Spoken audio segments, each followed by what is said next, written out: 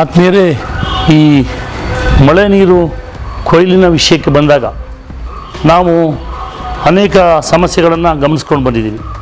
ಇವತ್ತೇನಾಗ್ತಾ ಇದೆ ಅಂದರೆ, ಸಾಕಷ್ಟು ಭಾಗದಲ್ಲಿ ಮಳೆ ನೀರು ಕೊಯ್ಲು ಅಂತ ಹೇಳಿದರೆ ಸುಮಾರು 10-12 ಅಡಿ ಆಳದ ಒಂದಷ್ಟು ಗುಂಡಿಗಳನ್ನು ತೋಡೋದು, ಅದರ ಮುಖಾಂತರವಾಗಿ ನೀರು ಹೊರಗಡೆ ಬಂದಿರತಕ್ಕಂಥದ್ದನ್ನು ಅಲ್ಲಿ ಕನೆಕ್ಟ್ ಮಾಡೋದು, ಈ ರೀತಿ ಎಲ್ಲ ನಡೀತಾ ಇತ್ತು. ಆದರೆ ಇವತ್ತು ಹೊಸದಾಗಿ ಇದಕ್ಕೇನಾದರೂ ಒಂದು ರೂಪವನ್ನು ಕೊಡಬೇಕು ಅಂಥೇಳಿ ನಾವು ಯೋಚನೆ ಮಾಡಿದಾಗ ನಾವೊಂದು ಯೋಚನೆ ಮಾಡಿದ್ವು.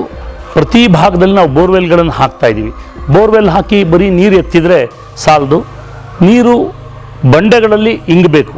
ಆ ದೃಷ್ಟಿಯಿಂದ ಯಾವ ಚರಂಡಿಗಳಲ್ಲಿ ನೀರು ಉತ್ತಮವಾದಂಥ ರೀತಿಯಲ್ಲಿ ಹರಿಯುತ್ತೆ ಅಲ್ಲಿ ಒಂದು ಫಿಲ್ಟರ್ಗಳನ್ನು ಹಾಕಿ ಅದನ್ನು ಕಲ್ಲುಗಳು ಬೋಲ್ಡರ್ಸ್ಗಳನ್ನೆಲ್ಲವನ್ನು ಇಟ್ಟು ಆ ನೀರು ಫಿಲ್ಟರ್ ಆಗಿ ವಾಪಸ್ ಬಾವಿಗೆ ಹೋಗಬೇಕು. ಅಂದರೆ ನಾವು ಸುಮಾರು 300-350 ಅಡಿ ಆಳದ ಬೋರ್ಗಳನ್ನು ಕೊರೆದು ಅದರ ಒಳಗಡೆ ನೀರು ತೆಗೆಯೋದಲ್ಲ, ನೀರು ತುಂಬಿಸೋ ಕೆಲಸ ಮಾಡ್ತಾಯಿದ್ದೀವಿ. ಯಾಕೆಂದರೆ ಮುಂದೆ ನಮಗೆ 100-120 ಅಡಿಗೆ ಒಂದು ಕಾಲದಲ್ಲಿ ಬೋರ್ ಹಾಕಿದರೆ ನೀರು ಸಿಗ್ತಾಯಿತ್ತು. ಆದರೆ ಇವತ್ತು 1000 ಅಡಿಗೆ ಹೋಗೋ ಸ್ಥಿತಿ ಬಂದಿದೆ. ಅಂದರೆ ಆ 120 ಅಡಿ ಒಳಗಡೆನೂ ಕೂಡ ಜಲದ ಕಣ್ಣುಗಳಿದೆ. ಆ ಕಣ್ಣಿನ ಮುಖಾಂತರವಾಗಿ ಬಂಡೆಗಳಲ್ಲಿ ನೀರು ಕೆಳಗಡೆ ಹೋಗಬೇಕು ಭೂಮಿಗೆ.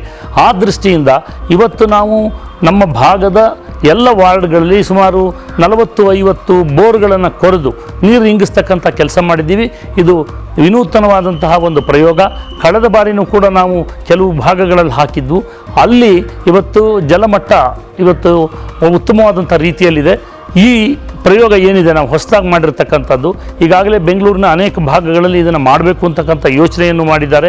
ಮುಂದಿನ ದಿನದಲ್ಲಿ ಇದನ್ನು ನಾವು ನಿರಂತರವಾಗಿ ಮಾಡ್ತಾ ಹೋದಾಗ ಖಂಡಿತವಾಗಲೂ ನಮ್ಮ ಗ್ರೌಂಡ್ ಲೆವೆಲ್ ವಾಟರ್ ಖಂಡಿತವಾಗಲೂ ವಾಟರ್ ಟೇಬಲ್ ಇಂಪ್ರೂವ್ ಆಗುತ್ತೆ ಅನ್ನೋದನ್ನು ನಾನು ಈ ಸಂದರ್ಭದಲ್ಲಿ ಹೇಳಲಿಕ್ಕೆ ಇಷ್ಟಪಡ್ತೇನೆ.